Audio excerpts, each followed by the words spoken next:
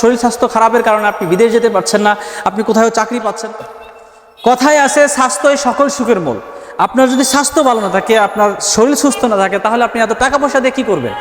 সেজন্য আমরা আল খেদমত ন্যাচারাল কেয়ার থেকে প্রাকৃতিকভাবে ন্যাচারালভাবে যারা স্থায়ীভাবে স্বাস্থ্যবান হতে চান, মোটা হতে চান, খাবারের রুচি বাড়াতে চান, তাদের জন্য আল খেদমত ন্যাচারাল কেয়ার নিয়ে এলো প্রাকৃতিক উপায়ে একটা ন্যাচারাল প্রোডাক্ট গুডবডি হালুয়া।